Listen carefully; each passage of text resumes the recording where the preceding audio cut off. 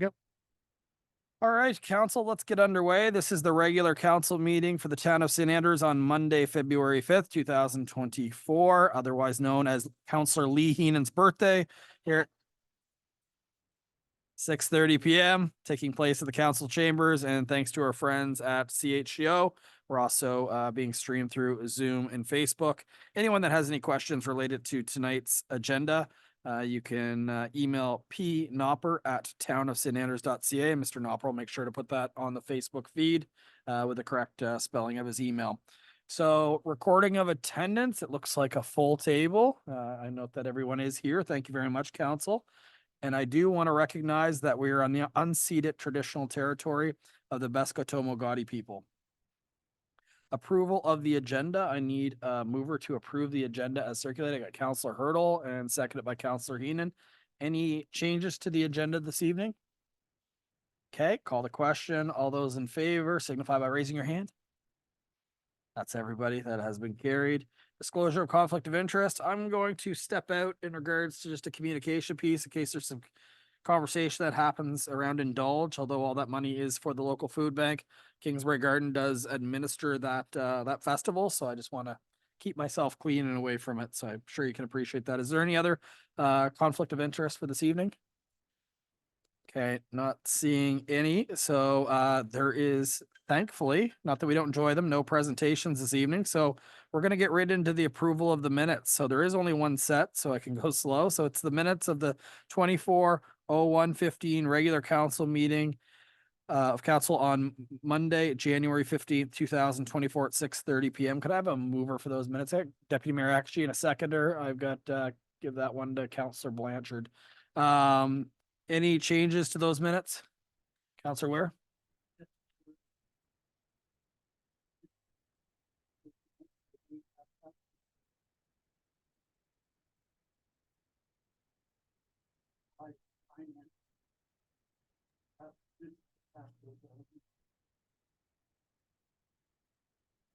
Okay, I'll give the clerk just one moment here. So your worship, that's actually on tonight's agenda. It was to bring forward for tonight's for motion. It's to bring forward for tonight's motion. That was the direction. There was no motion needed from council at last meeting. It was direction to staff to bring it forward. So it's actually on tonight's agenda as item FA. It is on tonight's, sorry. Yeah, it's on tonight. Were you wondering that it should be mentioned that we brought it, that we, in the minutes that we discussed to bring it forward? Yeah, the votes tonight, yeah. So we discussed bringing it forward. Maybe I got consensus on bringing it forward. Yeah. Are you good with that though, Councillor Ware? Yeah, you're fine. Okay. All right. So any other changes? Okay, I'll call the question. All those in favor of approving these minutes, please signify by saying aye. Any opposed? Okay, that's everyone. That's been carried. We're jumping into communications. There is one that's not on there. I'll call it a friendly amendment. Just so Nancy at Town Hall still welcomes me with a smile. Paula Ross has won the photo contest for the town of St. Andrews. People submitted photos during Municipalities Week, so she's wanted us to announce it at a council meeting for a while, and I promised her we would. Oh, there's the photo. There we have it. I see Councillor Harlan in one of those boats out there, actually. He's waving at us. Maybe Councillor Neal, you're in there too, eh? Okay, the next one is the Indulge request, so I'll just quickly step aside here and Deputy Mayor Akaji will take over. Thank you, Your Worship. We'll just give you a few minutes to leave. Did you open the door for him? I think it's already open. Okay. All right, council, the letter is from Tressa Bevington, and it's an Indulge request for a tent placement. So key things to note are that, I mean, we've supported it every year, and the money goes to the Open Door program. Without the support of everyone in the town and the area, they wouldn't get such a big response. But she's writing with requests for the Indulge Food and Wine Festival taking place Wednesday, October the 16th through to Sunday, October the 20th in 2024. She's asking to be allowed to set up the tent in Market Square on Thursday, October the 17th, 2024, and it being taken down on Monday, October 21st.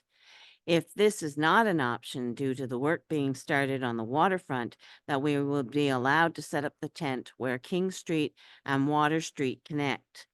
This would be a temporary location until the market is available again. The other thing that she would ask for is that Water Street be closed on Friday, October the 18th, 2024, from 1 p.m. till 10 p.m. They need it to be closed earlier this year as there were many cars that were not moved for the road closure. So this would give us more time to set up. The third thing she asked for is that the town put up the patio lights along Water Street again. This was a fantastic addition to the downtown area, and there were many compliments on the improvements.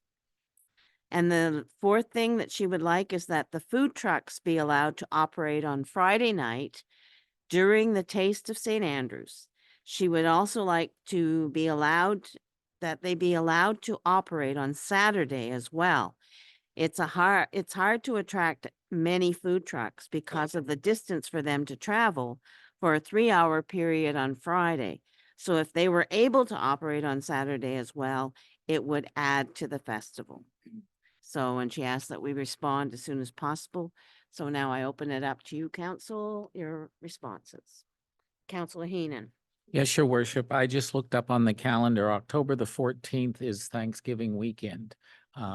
So I'm not sure how our timeline would be with the Wharf scheduling, but it is after we have said it would start after the Thanksgiving weekend, I believe, is when construction was going to start. But that doesn't necessarily mean, number one, that it's going to start, and number two, that it would be interrupted anyway. So I'm just making the point of the date. Thank you, your worship. So the 14th is Thanksgiving, and then she's asking for Wednesday, October 16th to the 20th. So it is after the fact of Thanksgiving. But thank you, Councilor Heenan, for bringing that forward. Councilors, any other concerns? Councilor Harland. I don't have a concern. I just have a statement. I'm very supportive of the idea of extending this to make it a weekend event rather than just Friday night. I know that lots of people jockey to get the tickets for Taste of St. Andrews.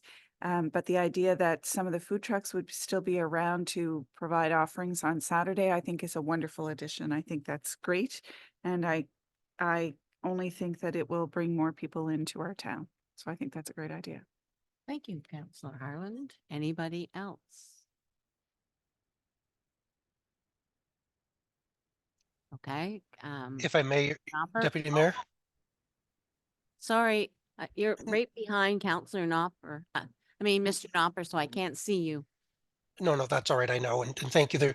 Only a couple of points. One is that where they want to set up the tent on the street, it could restrict the parking for the handicap parking for the drugstore. So there might be some people who are a little concerned about that. And if you will, what staff would like to do is maybe reach out to the 2 or 3 businesses along there and maybe bring this to a motion either the next meeting or early March, once we've kind of gotten input from the handful of businesses right on that corner. Thank you, Mr. Spear. The other thing is whether or not the construction will start on the wharf, correct? So that might cause a bit of a conflict as well. Well, if it hasn't started, great, but my adage is if we start the wharf project early, it means it'll be done early. So, but you're right, that's going to be an unknown probably till mid to late summer. Until we get the right of proposal, right? Okay, council, any other things? So that we're going to not vote on this tonight, correct? And we will find out whether or not we can have that corner. The staff is going to talk to the businesses. So, Councilor Heenan. one point, we may be able to put a temporary parking spot of the handicap just at the corner in front of the drugstore, just for the 2 days or 3 days. I'm not sure if a temporary one can be done, but I just don't see that as a real issue. Whether they go in the front door or the side door, it would still be the blue zone right at the first park lot by the drugstore. So I don't see that as an issue. I mean, it would probably have to be a motion, but I wouldn't see it as a big issue. Thank you. Thank you, Counselor Heenan. I don't see it as a big issue either, but it's just moving it, correct? We just have to announce it to the public. Any other concerns or any other responses? Okay, then we will wait for your decision, Mr. Spear and Mr. Knopper, and then we will make a decision at a later date. Thank you, council, for allowing me to do this. And somebody go get the mayor, please.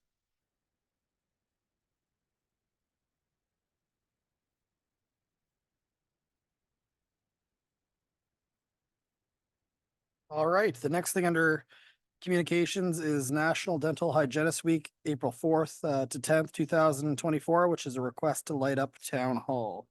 Just jump ahead. All right, I'll read the first two paragraphs. It was submitted from the Marketing Communication Coordinator, Brittany Saunder. She's with CDHA. It's to whom it may concern. We are writing to request that the municipal landmark, which in this case would be Town Hall in the community of St. Andrews, be lit in purple to celebrate National Dental Hygienist Week, NDHW, as part of the Canadian Dental Hygienist Association's National Put Your Purple On campaign. National Dental Hygienist Week is celebrated annually on April 4th to 10th, highlighting the importance of maintaining good oral health practices while helping Canadians to understand the vital role that dental hygienists play in the healthcare system. Our theme, Oral Health for Total Health, reminds us that taking care of our mouth, teeth, and gums positively impacts other aspects of our lives. So council, entire letter is enclosed there for you to read in full. I just want to get a consensus. Anyone have any concerns over that? Okay, I think that's good. We'll light it up purple. We have no concerns from council. All right, let's jump into staff reports. Mr. Spear's online. I heard him speaking from the other room. Go ahead, Mr. Spear. Thank you, Worship. Council, although the community is relatively quiet throughout the winter, your local government is actively planning on implementing the projects and initiatives as authorized through the budget and directed by you. We appreciate the opportunity to update you on our activities, regarding the council, late last week, a housing symposium was held with community members, council, and staff, meeting with the consultants from the Housing Hub to review what an apartment complex may look like behind the New Brunswick Community College. We reviewed services, room sizes, and shared amenities, and discussed architecture types as we worked through this initiative. Included in tonight's package is an application for financing related to the Wharf project. We originally were approved for 1.85 million plus an additional $750,000 in bridge financing. However, with the potential cost of construction being higher than estimates, it is my recommendation to request an additional $1 million in financing. Well, hopefully we will not require it. It is better to have it in place in case we do. Last Monday, Premier Higgs was in town to meet with the board of the Peskotomuhkati Lodge and to see the damage at the Bar Road. The mayor and I were able to attend and felt that he laid out the next steps for him related to the lodge project without committing to full approval. He did provide his perspective on it, so the board has a better understanding of the provincial government's thought process. Regarding the Bar Road, we have been given assurances that we can get repaired with the financial support of the province. We will take that on as soon as the weather allows and to allow the Minister's Island season to proceed uninhibited. In cooperation with the planners, staff have brought forward a draft development incentive bylaw that could provide a formal framework for council's financial commitment in specific developments while still leaving flexibility to invest more if you deem it worthwhile.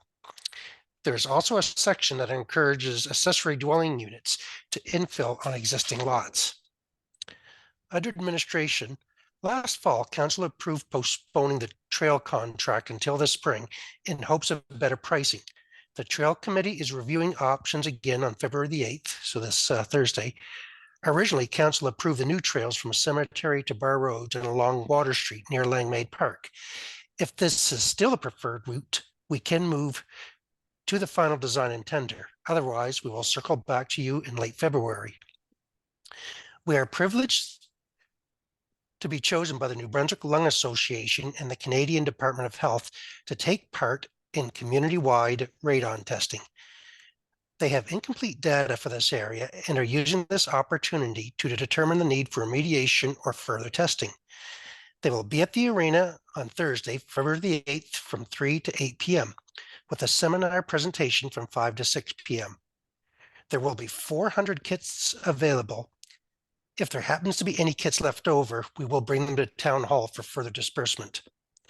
The annual audit will be taking place in early March, which means the Assistant Treasurer and I will be getting well acquainted this month. The auditors usually present to Council in late April, early May before final acceptance. Beside the Wharf, another big project ahead of us is to repair and paint the outside of the Charlotte County Courthouse. Staff have been meeting with a heritage consultant to review the project, but also need to review our current funding with both the provincial and the Government of Canada. Winter Warmer took place this weekend, or the weekend of January 26th, with several sold-out performances and special menus in some eateries. The recreation manager also added some youth-friendly events at the youth center, as well as the monthly glow skate at the arena. The event is growing in popularity and has become an important wintertime event for St. Andrews. The Planning Advisory Committee met twice in January, with one of the meetings solely focused on the proposed lobster facility on St. Andrews North Road in Shamcook. The meeting went on for 2 hours and 40 minutes and featured a contingent from St. Mary's First Nation, plus several residents who expressed concern over the location of the project. Due to the presentations going well past 9 p.m., the committee tabled the debate until another meeting. Unfortunately, multiple members of the PAC are away for an extended time in February, so the next meeting on this important topic will not be until mid-March. Staff participated in an information session with NB Power and provincial EMO staff and what procedures are in place if Point Lepreau suffered a radiation leak. Specifically for the town of St. Andrews, we are outside a 20-kilometer radius they deem most at risk, and our primary role would be to aid in sheltering evacuees. There is a building in the St. George Industrial Park that will act as the offsite emergency operations centers if such an unlikely event occurs. It should be noted that such an incident would not be a surprise, and personnel would know several hours in advance if an exposure was imminent, giving time for the well-thought-out plan to be put in motion.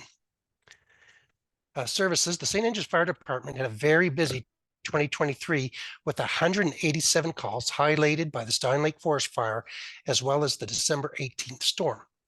We appreciate the staff and volunteers who give a lot of personal time to answer the call of the community. The first half of January started off with a bang as they had 11 calls. We'd also like to welcome 2 new members, Treasurer Tagan and Raheem Hayden, plus wish well for the 5 members who are taking the Level 1 Firefighters course. This course involves approximately 200 hours of training per member. The planners would like to meet with council this month to go over the recently enacted statement of interest, which was by the province, as well as the first draft of the municipal plan background report, which is the first step to updating the municipal plan.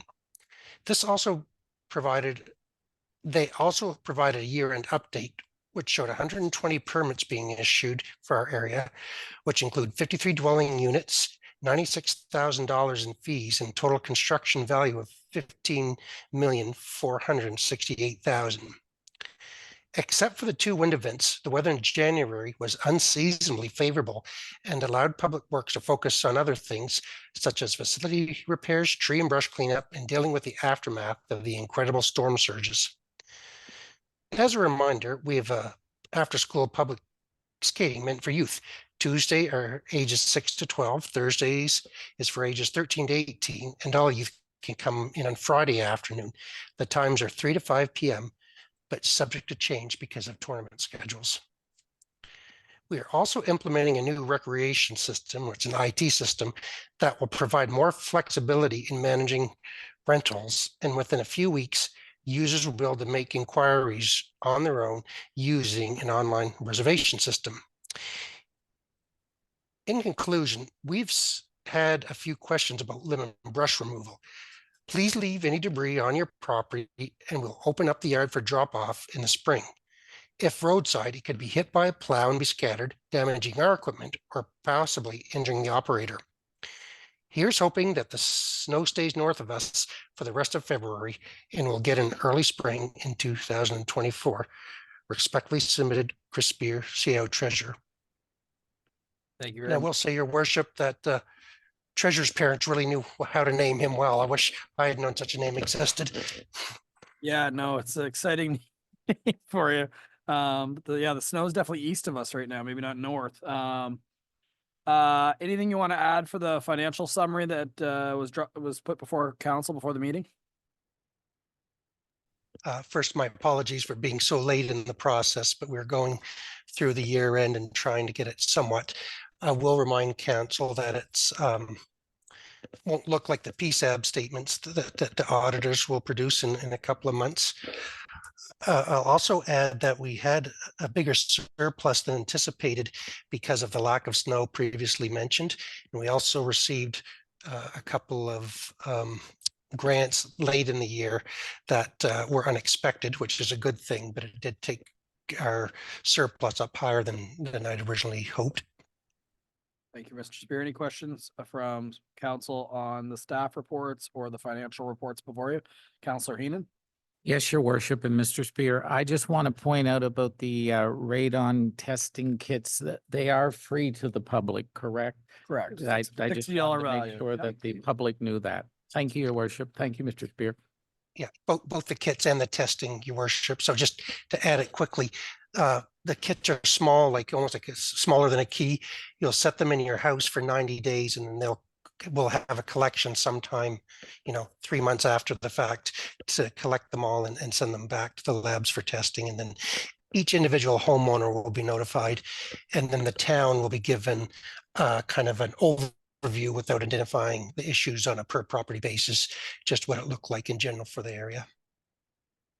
Thanks. Any other questions? All right, I'm not seeing any other questions, so I'll be looking for a mover that the council accepts all staff reports and financial reports as presented. I've got Councillor Heenan, seconded by Councillor Gumashell. All in favor of that motion, please signify by saying aye. Any opposed? That's everybody. That has been. Okay, is abstain. Is a yes, And right? abstain is a yes. Yeah, abstain's a yes, unfortunately.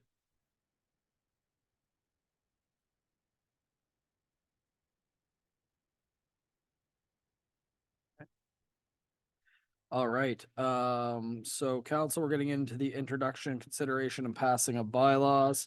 Your Worship, might I suggest we recommend do the planning report as we have Mr. Gopin online? Okay, tonight? yeah, thank you. I've actually meant to do that. I saw him online. All right, so we're gonna jump ahead at this point then, in essence for Mr. Gopin, we're gonna jump to planning and community development, which is councilors Harland and Heenan. And it's a discussion on the draft bylaw, for the economic, development incentive. So let me just jump ahead here. And, it says Councilor Harland at the top.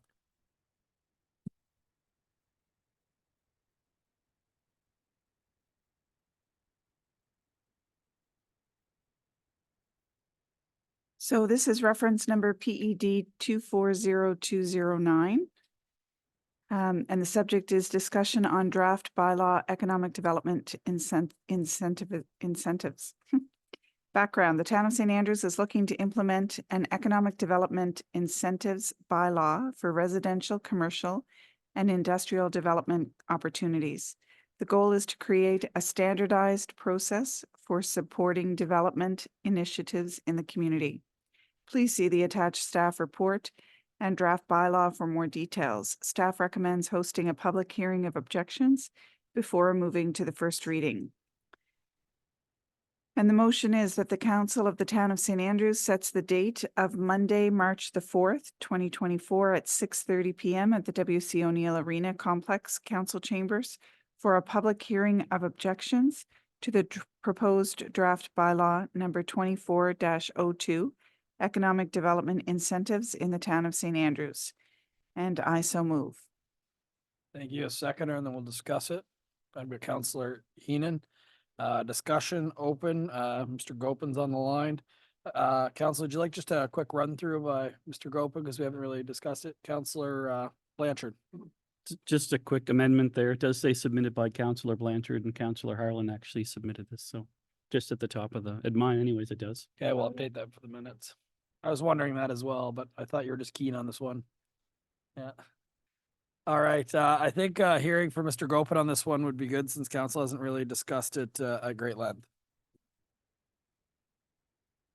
All right, your worship and council. I don't have a presentation on this tonight. It's something I could do at the public hearing objections. I think we have talked about this before, and it's come up a few times from councilors. You know, people are asking for incentives, and in some cases, incentives are being awarded, but there is no systematic way to for council to kind of evaluate and distribute more on a formulaic basis. So the development incentive bylaw is something that has been used in Moncton and Miramichi, St. Stephen, in Eastern Charlotte, and it works very well. It doesn't necessarily mean that a project will otherwise not happen, but it especially for housing, it can add a little bit of affordability that gets passed on to renters, and this council is very experienced with providing economic development incentives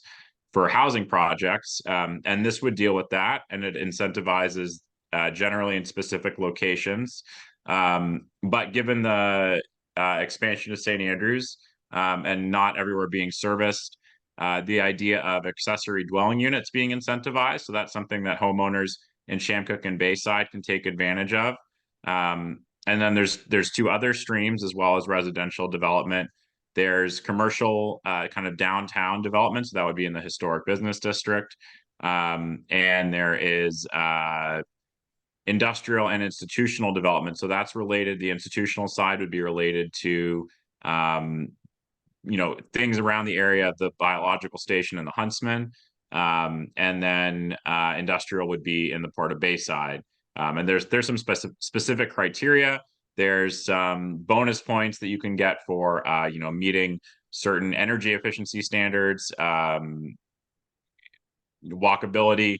There's a list at the end of the bylaw in one of the schedules of the different kind of bonus points, and the way that the funds are distributed is over a 10-year period. They're not technically a tax refund, but in terms of how they're structured, that's kind of how it works. So it's based on the cost of building permits, and it's attenuated with property tax. So to make sure that you're not incenting anything that won't be a return on investment for the town in the long run. And the formula is kind of complicated, and in fact, Mr. Spear, as a CPA, is probably might have a better understanding of that sort of numbers and money side of it. But I can say this is something we've been using in other communities, and it's a nice perk for developers. They definitely appreciate it, and it's not. I think it sends a message that we want to do things in a systematic way, and it's not about who you know. It's not about having the right conversations. It's really, this is a community that we incentivize development in the right places, the right kinds of it. And if you meet the criteria, then you get this level of funding. Doesn't preclude going above and beyond that for particular projects, but it at least sets a baseline for projects moving forward if you adopt it. Thank you very much, Mr. Gopin, for that. Council, do you have any questions related to this? I just wonder scope, like if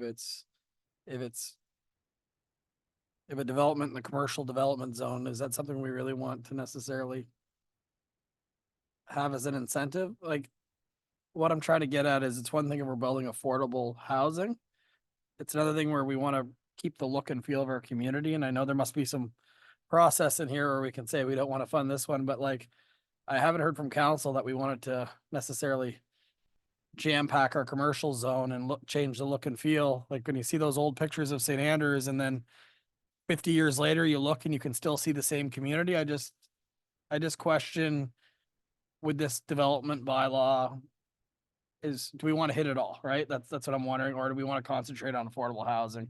But I saw Councillor Weir's hand, so I'll go over to him.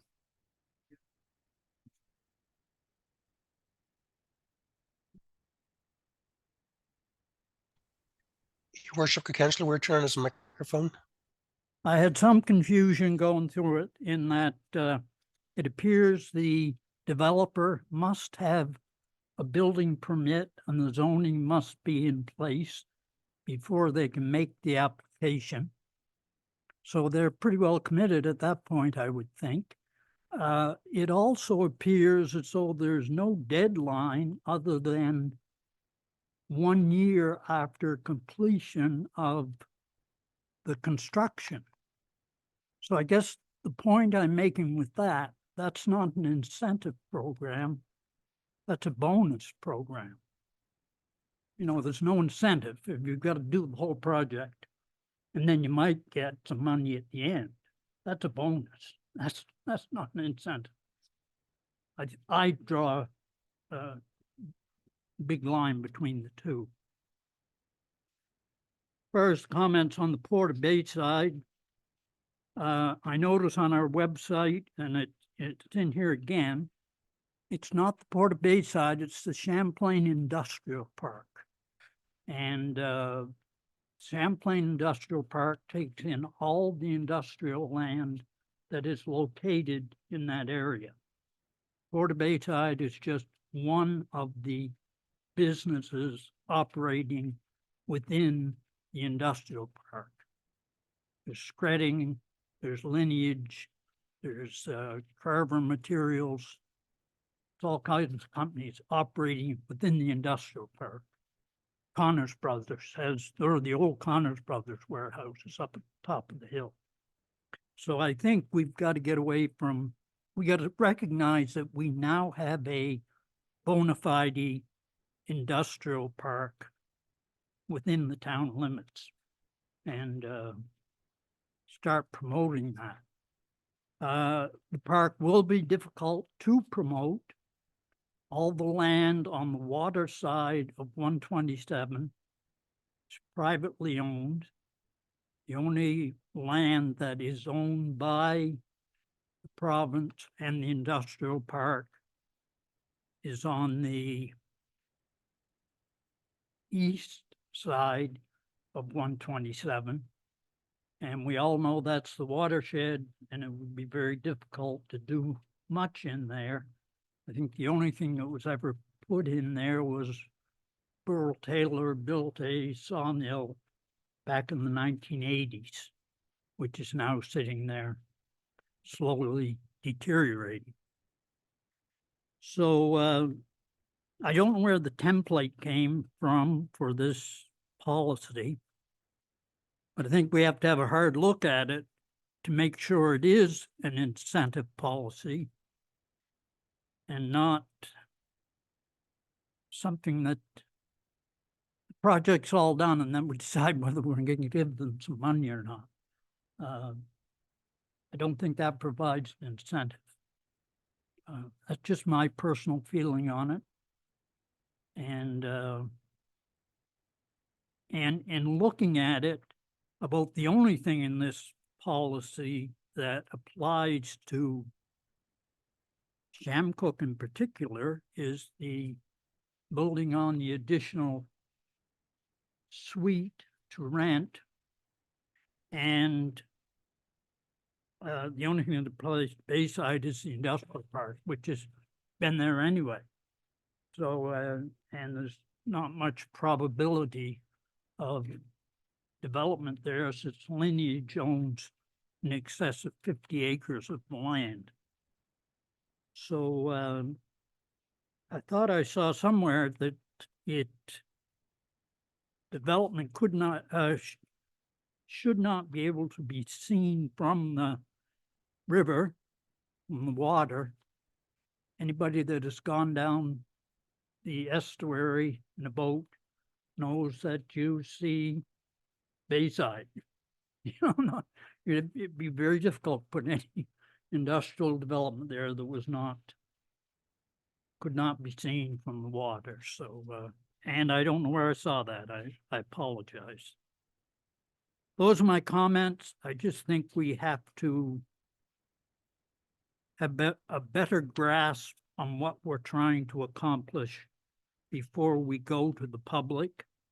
We talk about the municipal plan in here and that must comply with the municipal plan. But yet somewhere else in the minutes, we're talking about, or in the agenda, we're talking about redoing the municipal plan. So are we putting the cart before the horse? So I don't know.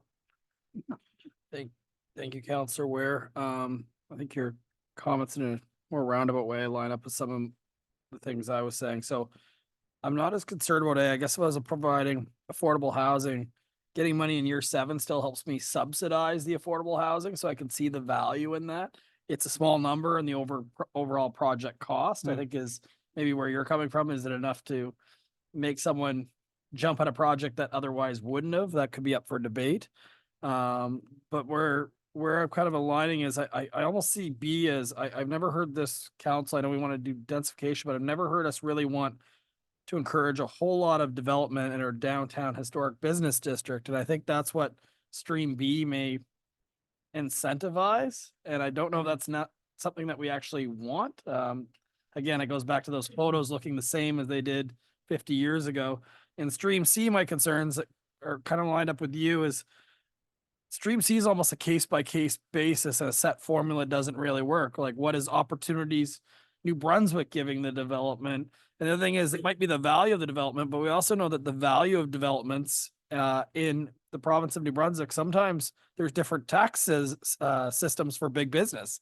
So if they're paying very little tax and we're giving them an incentive, I just question that. Those are big fish, and I almost think they're a case by case basis versus putting into a bylaw. But over to you. I like B and C. I just question right now. That's just where my head's at. Over to you. Any thoughts, Councillor Heenan? You know me, always have a thought. I echo what the Mr. Mayor says regarding the downtown core. I like to see the picture the same 50 years ago as it's similar today. My big fear for St. Andrews is it turns into an old Orchard Beach. And I don't want to see that happen with cannoli stands on every corner, et cetera, et cetera. And I really am for progress. So I need that stated in public that I'm for progress, but it has to be the right progress. I think this is not working for me, Your Worship. Thank you. Thanks. And I do appreciate the fact that this has taken some best practices from other community. That's part of the process to see if it fits us. Not every glove fits every hand. Any other member of council? Councillor Blanchard. Thanks. Excuse me. Thank you, Your Worship. Just to your point, I know in the past we have been sort of focused on housing. That's where I think this council has been in terms of trying to incentivize affordable housing. But I don't think it's a bad thing to incentivize or encourage new businesses in our community as well. I mean, if we're encouraging people to come here, they need to have a place to work. So, and also to your point on what we want the downtown to look like, I think it's clear what we want the downtown to look like. We have that in our municipal plan, our secondary municipal plan. What this does and what I see here are bonus points and for things like reuse of a historic place, bonus points for energy efficiency, in excess of the code, right? So I think being able to provide some of those incentives might actually enable new businesses to take advantage of the bones of some of those old buildings down there, but actually bring them up to a standard that a modern business or, residents or whatever would need, but still maintaining the character. So those are, to me, those are additional fees, and those are expensive things to take on, in those old buildings. But again, maybe some bonus points, maybe some of those incentives that we could provide would actually allow businesses or new developers to come in and sort of utilize what we have. So just sort of my 2 cents. Yeah, that's a good perspective. So it's not always new build. It could be, to your point, it's a building permit, so it could be renovating an existing spot. My only concern on that is we don't have a heritage bylaw in place for a downtown. And all of a sudden, I'm gonna give this a complete facelift and make it look completely different. And we're giving them money to do that. It's just right now, like, to put this out to the public, I personally have some more questions, and I feel like there's other variables around. I'm just a little concerned right now with, and that is a very good point. Like, if there's a building that's, kind of passe and they're bringing it up to be even an accessible building and spending a significant amount of money, then a financial incentive for that makes a lot of sense, right? So it's just a give and take. I just question when you're getting into putting tax dollars into commercial developments in downtown St. Andrews. I always personally, and I've got to be careful because I'm almost entering debate at this point, but when I ran for council, I always said that there's a way to develop St. Andrews where you don't alter the look and feel of our community. And I'm just a little bit hesitant on our downtown with no heritage bylaw right now to start giving all these incentives for developers to change or build new buildings. That's the heart of what I am. And again, I'm all for, if you talk about the example of the Bayside Port or something, then that's all great, right? To give, but let's know the whole situation. And this is probably such a little amount of the overall project cost that I don't know how much it would really implement them. And then I guess my other question is if the biological station, which is federally owned, puts in a bunch of money into the biological station, would they apply to this? And then all of a sudden we're funding the federal government for development. Is that something? Or are they nullified? I just a bunch of these one-off little conversation things that I don't know before I go out and have a hearing of objections to the public is where I'm going at. I just don't know enough. Your worship, if I may. Oh, Mr. Spear, go ahead. And then I'll go to Councilor. Oops. Maybe it's best to go to a workshop before proceeding with this. I do have answers for all your things, but I don't know if we want to necessarily go back and forth tonight. So until everyone feels more comfortable, we've talked about this bylaw for a while, so I want to get it moving forward because we still have more developments. From my standpoint, what Councillor Blanchard said is right, is that this is just kind of, I don't use the word secondary bylaw, but it's the municipal plan, the building permits, the heritage bylaw, if it comes to fruition, the secondary municipal plan all take precedence over this. And so, it's not like if we pass this in May that we're going to have a front street full of whatever, fast food outlets or anything, that everything's still under the control of council. But instead of going back and forth, why don't we workshop this, I don't know, maybe in March, because our February meeting next week is fairly full. But I think it's still worth discussing because, again, we're trying to set up a framework instead of having these one-on-ones and trying to figure out what's fair, so to speak, that we just have something there and says, this is what's fair. Now, as a developer, whether it's commercial or residential, you got to work within this, is why we were kind of hoping to move this forward at some point. Councilor Harlan? I think that's a good suggestion, by the way.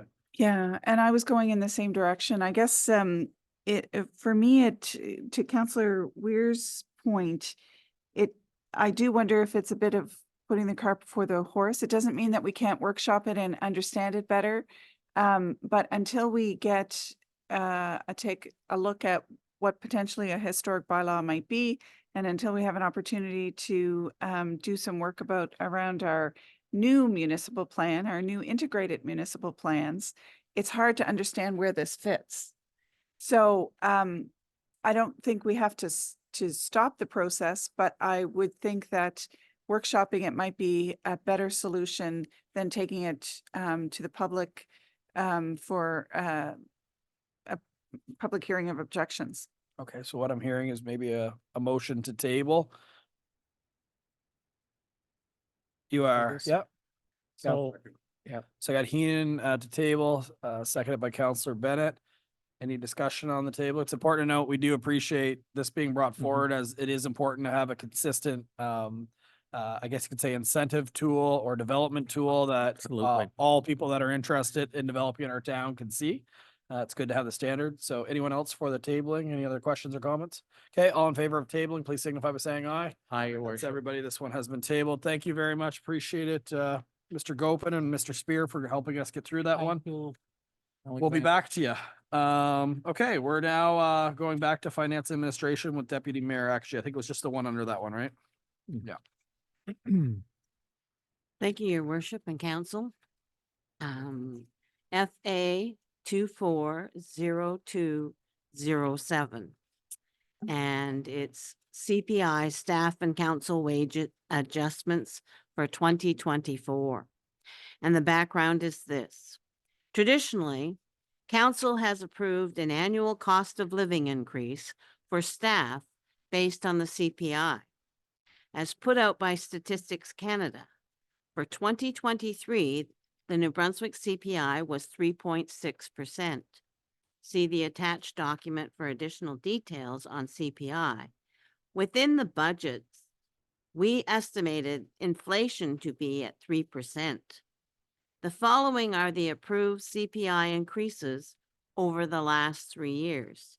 2021, 1.7%, 2022, 3%, and 2023, 5%.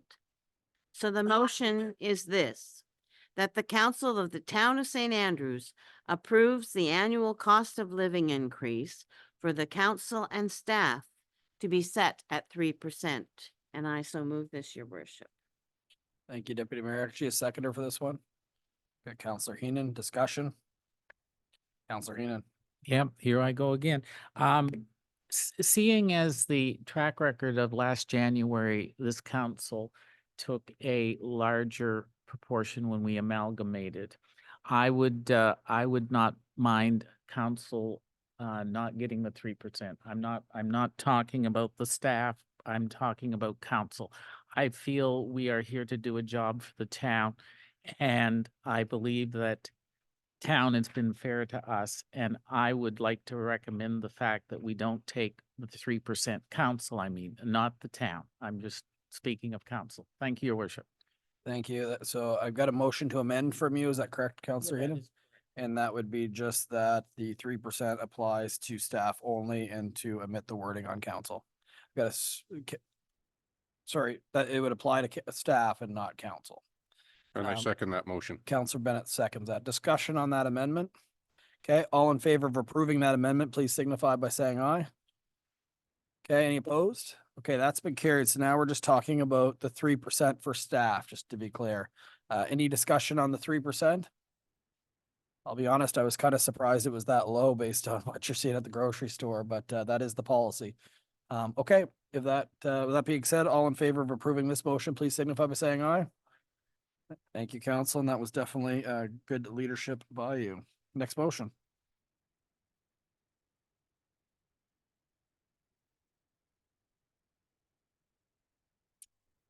FA 240208. And it's the Wharf Refurbishment Project, Municipal Capital Borrowing Board applications. And the background is this. Council recently chose to move forward with the hybrid infill steel pile option for the wharf. This was the favored option of the community, but also the most expensive. It is staff's recommendation to request extra borrowing capacity from the Municipal Capital Borrowing Board in the event that costs are higher than originally projected. Although we already have 1,850 million, in the long term, debit authorized, plus an additional $750,000 in bridge financing. It is recommended an additional $1 million in authority be sought. Council will make decisions along the entire process, so this provides flexibility, and it's not a commitment to borrow the full amount. As part of the application process, the MCBB requests we void the original application and make a new request for the full amount. So the motion is this, that the Council of the Town of St. Andrews voids Ministerial Order 21-0043 for $250,000 in total financing and a ministerial order of 23-0064 for $550,000. And I so move this, your worship. Thank you, council. So looking for a move, you move, seconder, Counselor Gumashell. Discussion. So again, council, this is, just, in case there's any overages, it just gives the flexibility. It's almost like a pre-approval for a mortgage, if you look at it that way, but before a house was ever purchased in this case, it would come back to us for a decision, and then the whole debate would have to happen if it was over. Do we have to go back to our partners in that vicious cycle again, right? So that's what staff's looking for, just to get ahead of this versus going twice, essentially, would be what it's for. We gotta move our second. Any debate on this? Okay, Counselor Bennett. Thank you, your worship. The first question I have for staff is the canceling of ministerial order 21-0043 for the $2,050,000. Was that secured at a lower interest rate, and the new request that we're going to have, is that going to be at a higher interest rate? Can you answer that one, please? Thank you. Yeah, so when we get approval to borrow, it doesn't actually secure any interest rates. It just gives us borrowing, and we don't go to debentures until a later date. And so, yeah, there's no set debenture rate until we actually make financing, which happens at the end of the project. Thank you. The other kind of point that I have I'd like to discuss is we just spent a lengthy amount of time engaging the community and discussing that the Wharf was going to be, with the expensive option, was going to be a $2 million project. I do believe it's very fiscally responsible to seek additional funding, especially with the greater than not chances that it's going to go over budget. But I do believe that it's something that the town should advertise, that we were asking for $2 million, or the town's commitment would have been $2 million for this commitment, and now it's likely to be a whole lot higher. I think that's something, because we spent so much time with the community telling them it was going to be a $2 million buy-in for the Wharf. Now we're saying it's going to be $3 million. I think that's something that we need to go back to the town and really publicize that that's where the numbers are looking like they're going to land. Yeah, just on that point, I think if it does come in more, we'd have to go through the process of having that discussion and debate and public engagement. I don't think it'd be to the level it was, but we have to have some type of public meeting where the public, if they want to come here and provide some type of comment, that they have the opportunity. But right now, there's no obligation that the town is actually, it's very possible. Someone reached out to me to put in basically wanted to get the information on putting out the tender.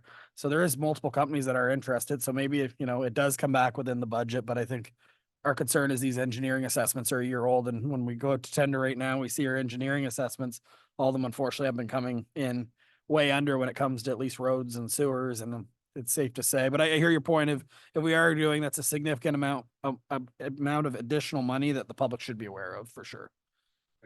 Councillor Heenan. Yes, your worship. I do believe that we are making it clear to the public by having this meeting and telling the details of why we are borrowing the extra money. However, we have, this has been a 6-year stint. We don't want to tie up any more time. As Mr. Mayor said, that if we have to borrow the additional monies, then it will have to come to the town. But at this point, we should it's like having a personal line of credit. And I think that that's important because it means that we don't have to stall any longer. Thank you, your worship. Thank you very much, Councillor. Any other member of council? Councillor Ware. I'll make a comment on it. I understand where everyone's coming from. I do feel bad that we did put on 3 very successful community engagement meetings, and then barely a month later, we passed this motion. And it, I think as a council, it makes us look as though, we're presenting all these numbers and suddenly another $1 million pops up. However, if passing this motion, it is done on the condition that it will come back to council before it is applied for, then, or not applied for, I guess it's applied for and we do the drawdown on it, pre-approved mortgage, then I don't have a problem with doing it. But I think from a public perception, we're probably going to get some negative feedback on it, so. So just to be clear on process, staff couldn't award this tender without it coming back to council. So, and a right that council does have at that time is not to award it at all. If it came in way over budget, we don't have to award it. We could just say it's outside of the financial scope of the town.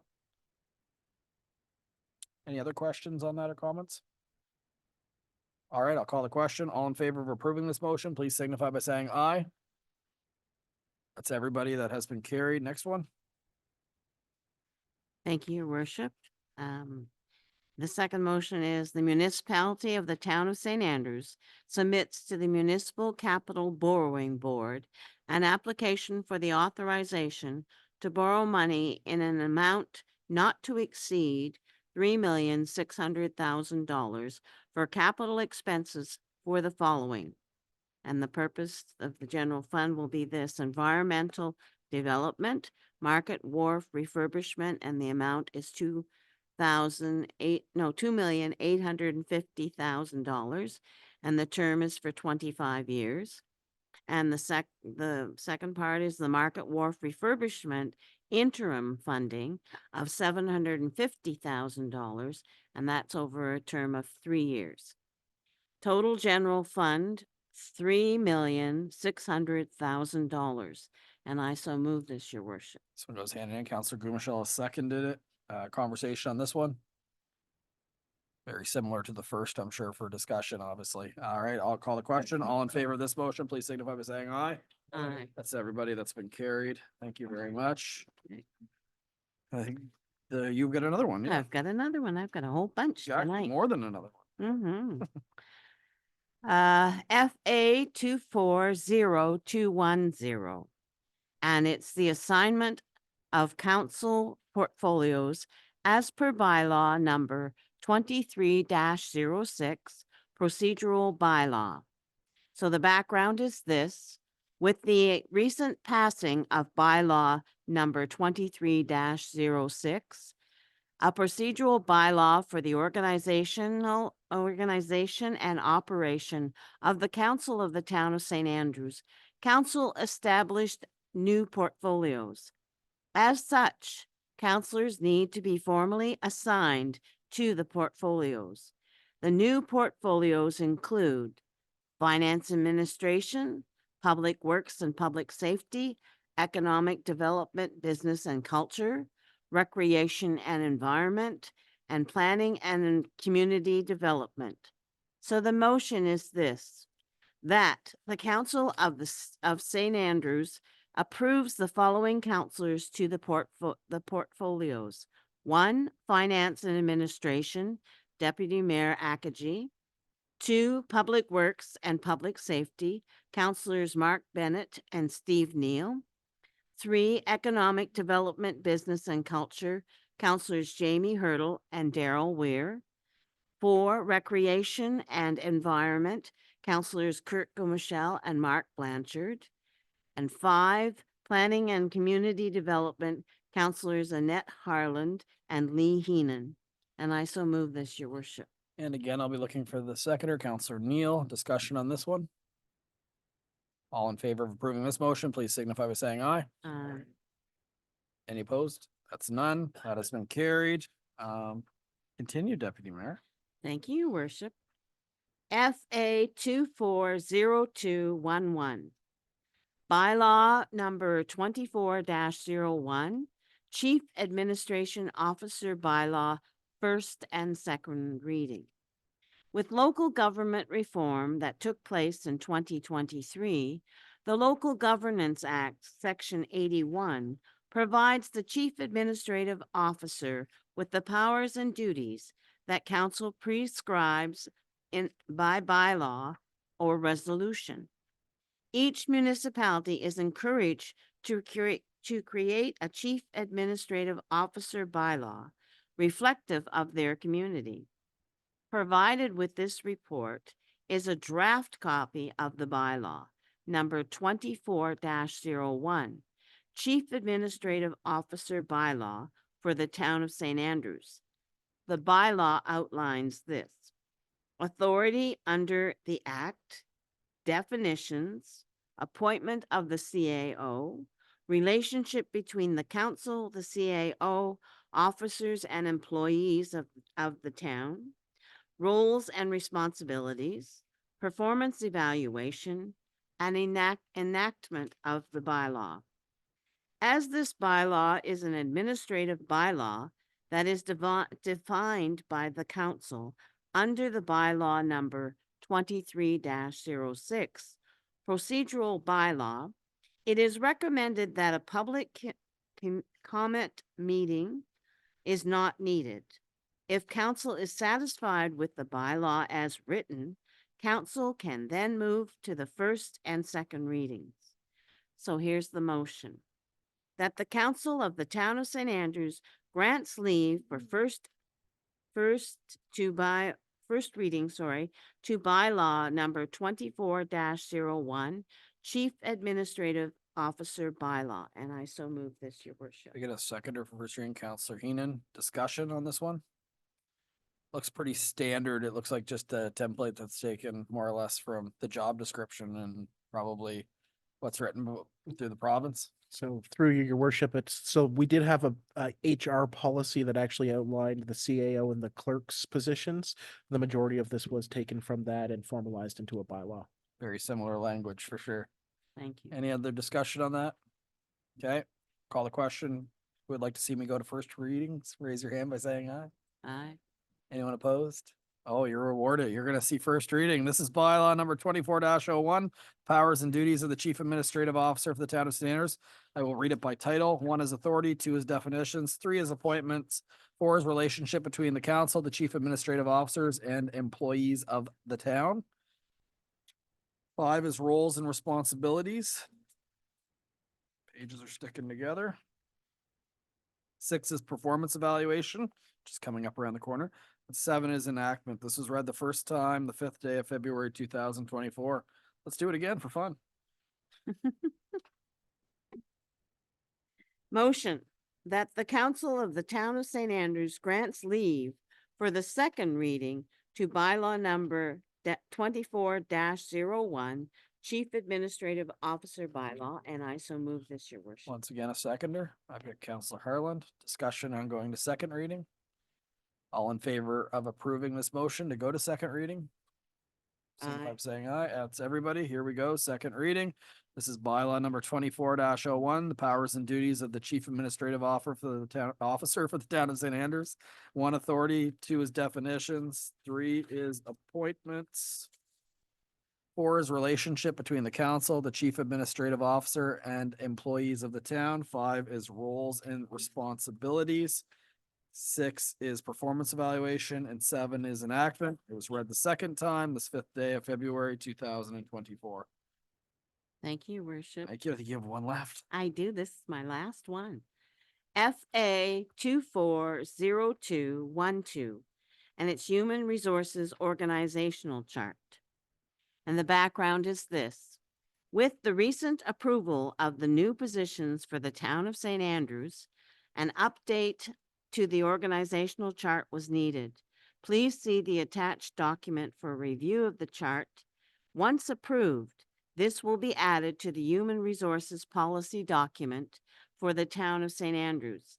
As reference, the town has changed the following positions: receptionist, administrative assistant, and recreational leader. So the motion is this: that the council of the town of St. Andrews approves the updated organizational chart and the document to be added to the human resources policy. And I so move this, your worship. Thank you. A seconder for this one. I've got Counselor Blanchard. I believe the organizational chart is in the very back of your package. Mhm. Okay, everyone's had a chance to look at that. Got questions? Counselor Neal. Yeah, I just had a quick question regarding the bylaw officer. I don't see it on the org chart anywhere.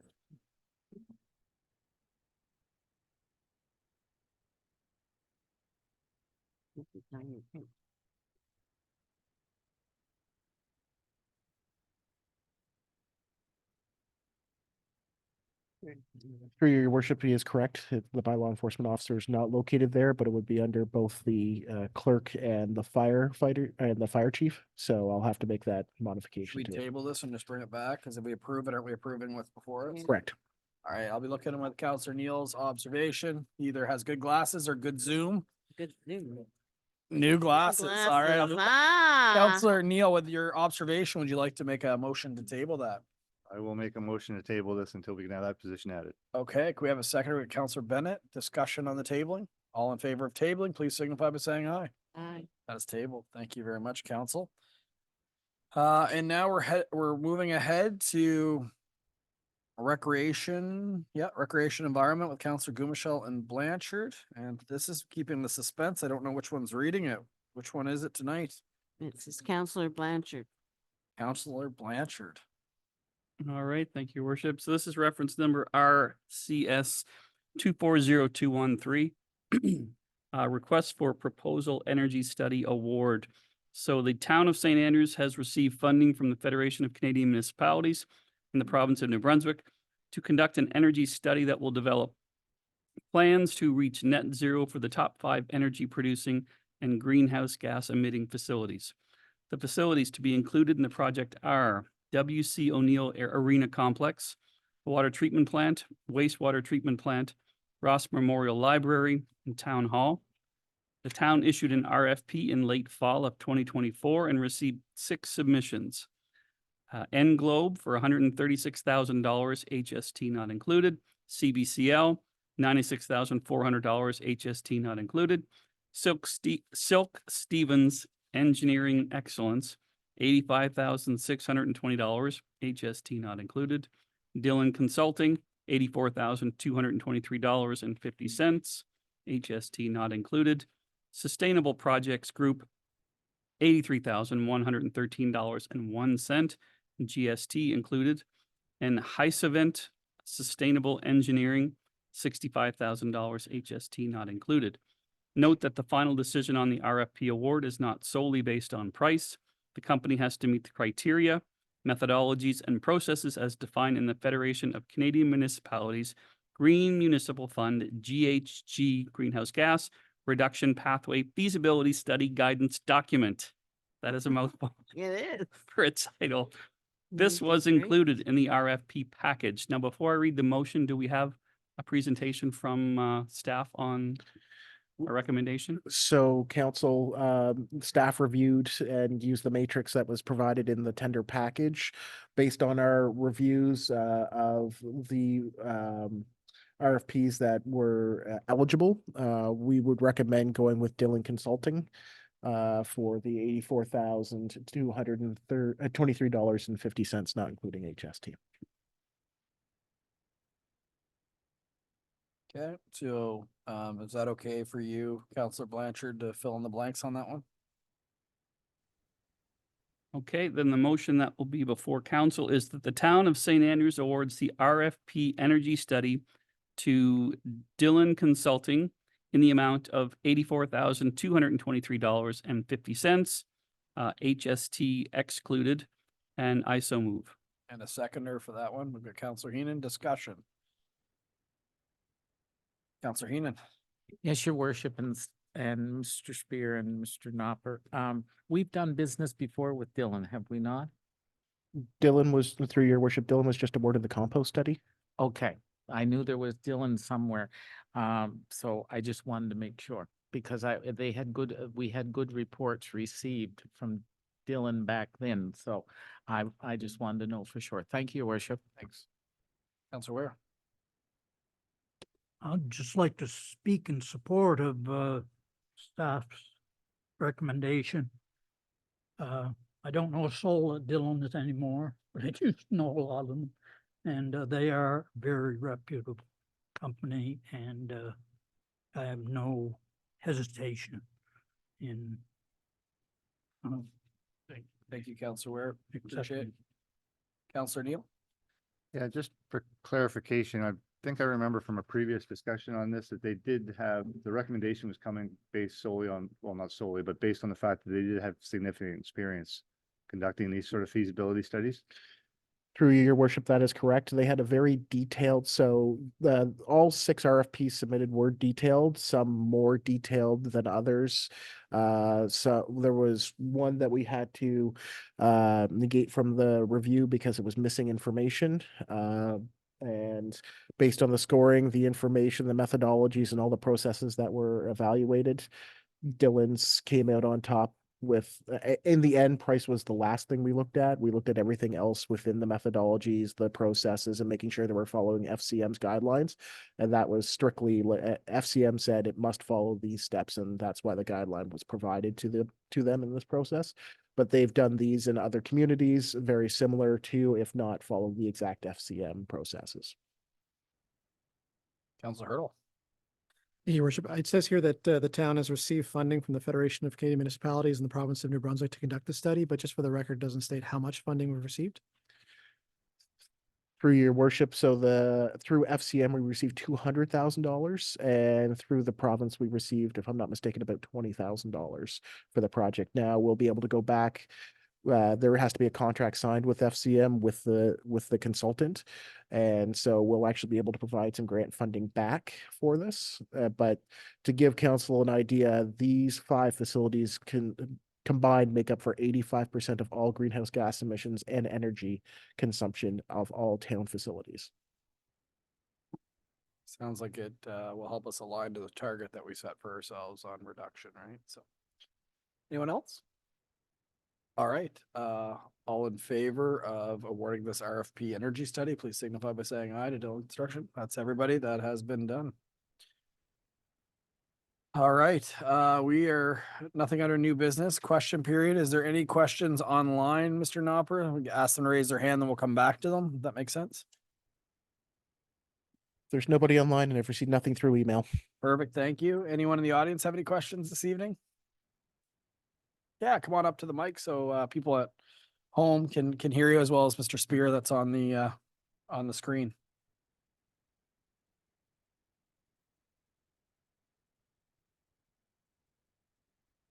My name is Susan Sims. I live in St. Andrews. My question is about Wharf project was originally 2.5 million or so, and then $1 million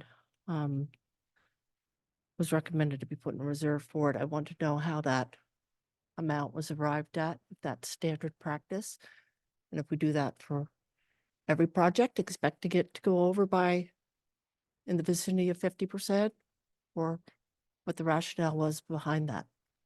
Yes, thank you for the question. The concern that staff had expressed to council was a lot of the engineering assessments we have got over the last year have come off significantly higher. There's a number of projects we actually canceled in the last budget cycle because the engineering assessment was a lot less than what the actual tenders came back at. So staff's recommendation would be to get pre-approved at a higher amount. Myself, before we ever went to that higher amount, I think we have to have a lot bigger conversation. In particular, if we were to pay the extra whole percent, I'd wonder if it wouldn't make more sense to go back to the other levels of government, the other funding partners that contribute their percentage, because the town of St. Andrews with this project's basically putting forward 27% of the project. So versus us just go and ask for $1 million in this case, it might make more sense if it was $1 million over to go back to other funding partners.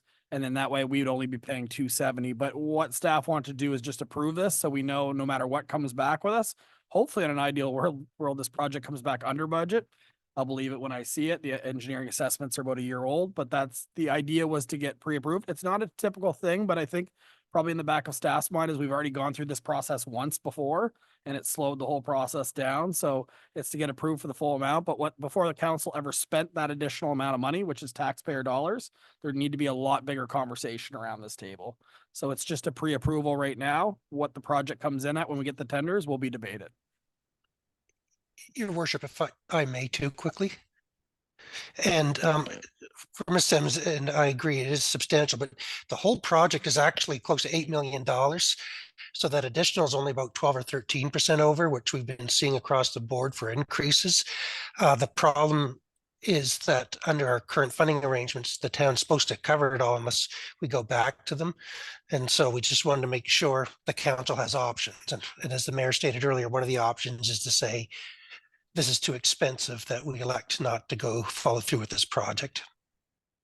Yeah, and the other thing on that, Mr. Spears, it's very possible if the number came back very high, council might have to go back and look at the infill option just as the only one we can afford. All that conversation will have to happen.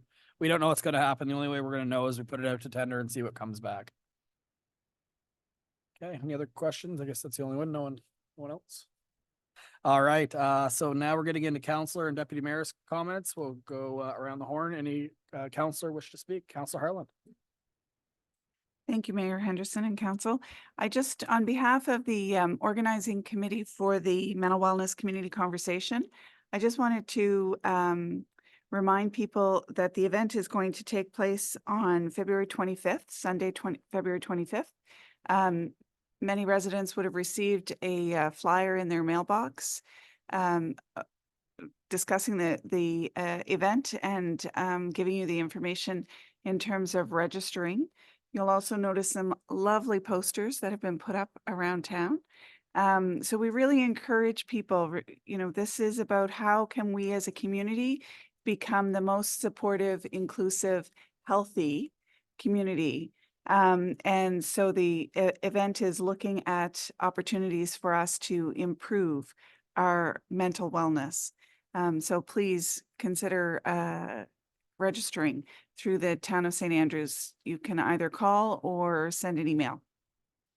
Thank you, Councillor Harlan, and all your work. I believe Councillor Neal was working on this one with you. So, and Councillor Hurdle as well. Well, thank you all for your extra time helping organize this for a very important initiative that came from a suggestion off the floor at this council table. So, any other member of council? Oh, we got a few. Let's go Councillor Wheeler, then Councillor Heenan. I feel like Deputy Mayor's got a list there by her fingers holding something there. Councillor Ware.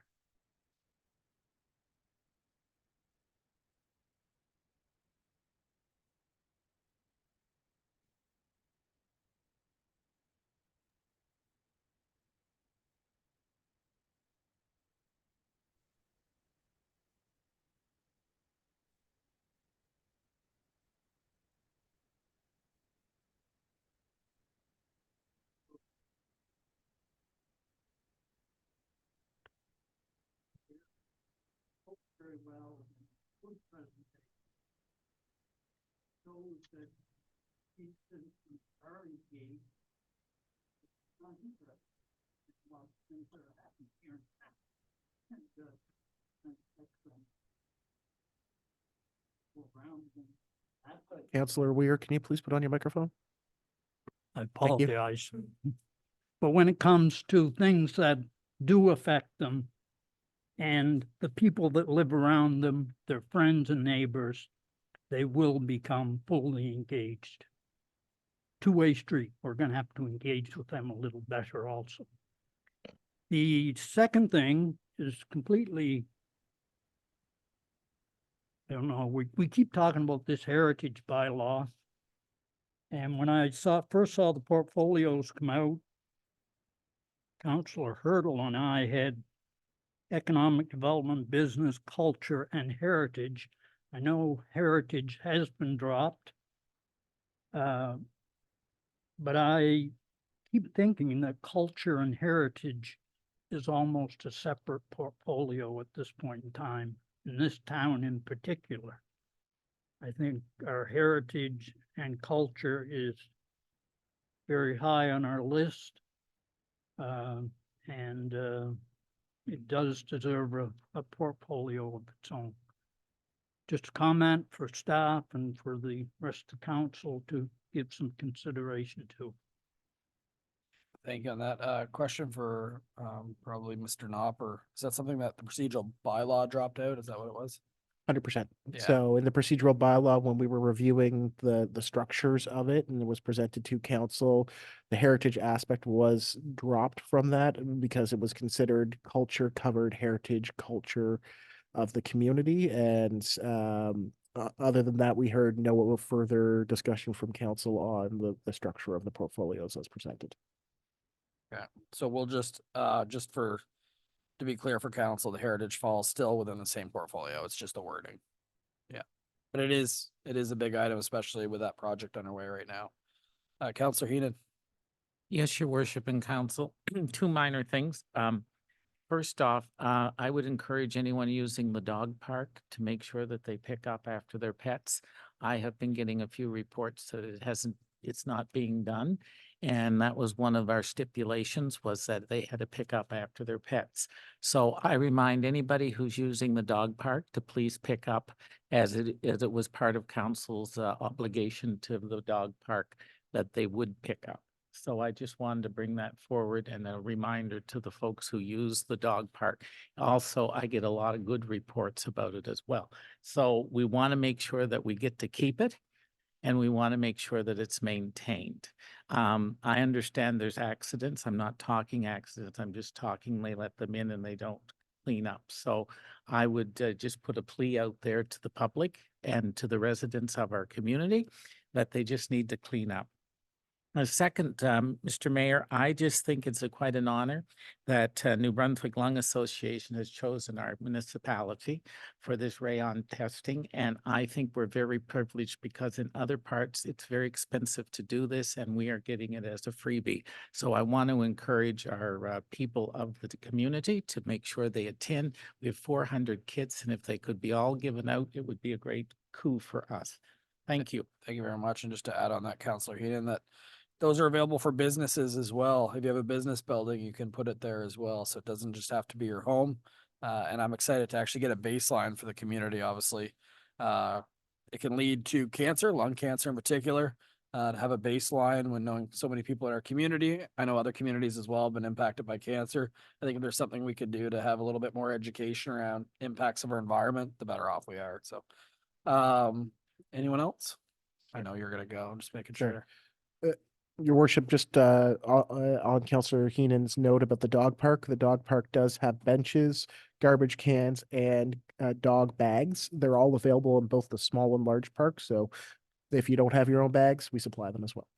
Pretty soon cameras if that continues, right? So at least game cameras. All right, we'll go to Deputy Mayor. Thank you, Worship. Three things I have, and one is to congratulate Paula. I know you mentioned it. Just congratulations, what a beautiful photo it was. And again, to thank Debbie Lord for all her volunteer work, because she got the Volunteer of the Year award from Big Brothers and Big Sisters. So congratulations, Debbie. Very proud of you. And the last thing is drumming. Sebastian Rhodes has greatly offered to teach drumming, and he's going to start this Friday night with 15 people drumming at his home. He lives at 560 Mowat Drive in St. Andrews, and his email is this, so you could contact him for one of those 15 seats. And then if it does take off, we will attempt to find a place to be able to do the drumming on a regular basis. But we're going to start this Friday at his house. And so his email is this: seb.roades@outlook.com. So I'll repeat it: seb.roades@outlook.com. And I'd like to thank Sebastian for coming forward to do this. You can bring your own drum. He has several drums that he will instruct us with, but he's excellent in his drumming. So I'm looking forward to the workshop and having more workshops. And later on down the road, we're trying to work out a rattle workshop and maybe do a few more drums. I'm getting a lot of calls about finishing the drums. I thought I was finished with 75, but I guess it's not enough and there are people that still want them. So we are going to look into that when the weather is warmer. I'm not doing it in the cold. Thank you very much and thank you, Your Worship. All right, and for myself, I've just got something short but important. I've met with over 2 different meetings with ward councilors just to discuss taxation in our community. So a lot of people have got their assessments. Assessments are done by the province of New Brunswick, essentially. There's no surprise that people are shocked at their assessment value that is coming in. I can just speak to myself. I know over the last 3 years, my assessment has gone up 50% in this community, and I think it's shared across a lot of different people. There is basically a spike bumper protector, which means that it can only increase about 10% per year. But in my case, it means the next 3 years, I can expect 10% increases. What this council does control, though, is essentially the tax rate, the mill rate. So that is a responsibility of the municipality. And really what we have is a variable tax rate. We have one rate for residents that lived in the former LSDs of Shamcook and Bayside. And we have a mill rate for the old community of St. Andrews. And I guess I was vocal early on, but I want to say it that when it came to municipal reform, and the formulas that were cascaded by the province of New Brunswick, I made a YouTube video. It did get the attention of the Minister of Local Government. In fact, he actually said that it was fear mongering, is a direct quote that CHCO had. But the truth of the matter is it was not fear mongering. The residents of Shamcook and Bayside now have to pay for services that they never paid for before. And despite how overall they still have less services, even the ones they're paying for that they used to get for free, even paying for the services that they pay for now, it's less than the services that the resident of the town of St. Andrews pays for. But the challenge when you live in Shamcook Bayside is out of your tax rate, you're actually paying out of your tax rate double the percentage that residents in the town of St. Andrews are paying for garbage removal. It was policing. We just negotiated a more favorable contract, but also you're paying 41 cents for roads, which they have just on top. To put that in perspective, the residents of St. Andrews only pay about 20 cents out of their assessment. So what I'm getting at is residents of Shamcook and Bayside are seeing an increase. So this again was something that YouTube video I made months and months ago, actually years ago, I guess I could say now, a couple of years ago, was going to happen. All of the projections from the province of New Brunswick. So I feel for the residents of Shamcook Bayside, their assessments has gone up and their mill rates have gone up. It's a significant tax increase. And why I'm making the awareness of this is because I'll be looking after talking to the councillors of Shamcook Bayside for councillors' support to try to help the municipality educate people on what is exactly happening. I know that we were one of the very few municipalities that were vocal during the process, if not the only one. I hate to say it, there wasn't a whole lot of talk out there. But I think a mail out explaining to the LSDs where this is all coming from and what the impacts are is important. And then I actually had requests from some of our ward councillors to actually make another YouTube video explaining it in a little more detail like I did. This was very condensed version, but where it's coming from essentially is the wards are going to probably continue to see increases is the reality of the situation is. But I do have, despite the provincial model saying that the ward's tax rate is supposed to be higher than the old St. Andrews tax rate, it seems like I do have commitment from this council that that's not something they actually want to see. So more to come on that, but your tax bills when you open them up are an impact from municipal reform and paying for services that you didn't pay for before. And that's all factual information. Councillor Ware, he wasn't on council at the time. He sat in and he saw the same models I did. This isn't a surprise at all. This is what's a surprise is how well this council has worked together to try to find a common ground and try to align that. So more to come on that, but I guess I'm looking just for consensus from council for a mail out and as well for me to get a little more vocal on explaining what is happening and kind of take a leadership position, because I don't think that this transparency is being discussed too many places across this province right now. Councillor Harlan. Thank you, Mayor Henderson. And yes, I'm very supportive of the idea of having a written mail out. I just want to clarify that would be to the municipality. So it just All of it, the all entire, in the the people in St. Andrews municipality. need to know what's happening in Shamcook Bayside, and there's a lot of, on that point, I'll let you go back to you, there's a lot of common misconceptions out there Yes. as well. I saw online people saying, well, my pump went on my septic, that's not taken into consideration. It's important to note that water and sewer in the town of St. Andrews is a completely different budget. They're not, it's not taxed, it's actually in basically user rates is how we pay for that. So the people that live in Shamcook Bayside aren't paying for the water lines of the town of St. Mhm. Andrews. But there's misconceptions that we can help educate so people understand exactly what it is they're paying for and what is it the people of the town of St. Andrews are paying for. Right.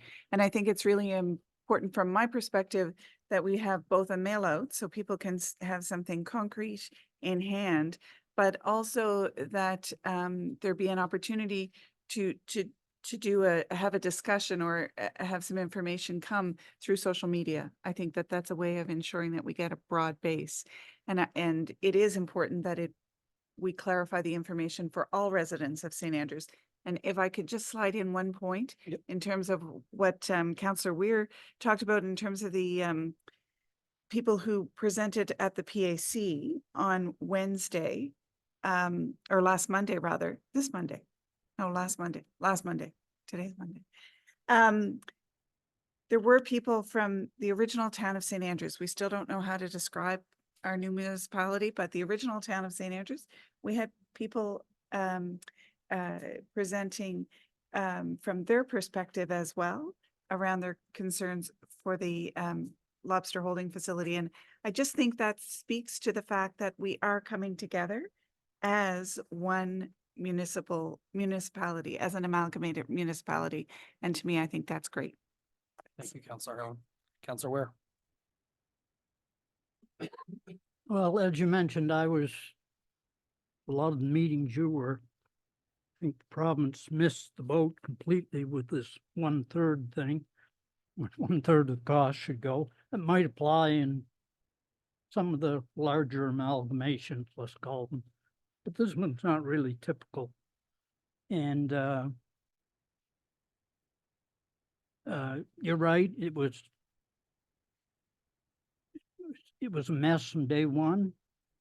I think the three of us have tried very hard to take a position of joining the town and trying to be part of the town. There's been times since the budget was passed where I've questioned myself and said, you know, should I be embarrassed or should I feel guilty because I voted for that budget? I still haven't got the salt in my mind yet. I don't know what my constituents think. I think they probably, some of them have a little lower opinion of me. Hopefully I can win that back somehow, but Welcome to politics. never wanted to get in this position. But it is difficult, and it is something that we're going to have to put tremendous amount of effort into to control. Just 10% in your assessment, 2% in your tax rate, and it just keeps going and going. It's phenomenal. Perfect. All right. I didn't mean to spark a big conversation, but I appreciate everybody input and we'll continue to educate because, yeah, we know the deck of hands. I think is what you once said, Councilor Ware, that we were dealt, but we'll try to make the most of it. The only way that I think that we could do it is being as transparent as possible about what is happening and why it's happening and what some of the myths that are out there, provide some clarity around it. All right, that's it for me. We will be going to closed session. So I will be looking for at 8:04 PM that council move into closed session per the Local Governance Act, section 68(1)(c), information that could cause financial loss or gain to a person or the local government or could jeopardize negotiations leading to an agreement or contract. Could I please have a mover? Councilor Neal, seconded by Councilor Heenan. All in favor of going to closed session, please signify by saying aye. That's everybody. Thank you, everyone, for attending this evening.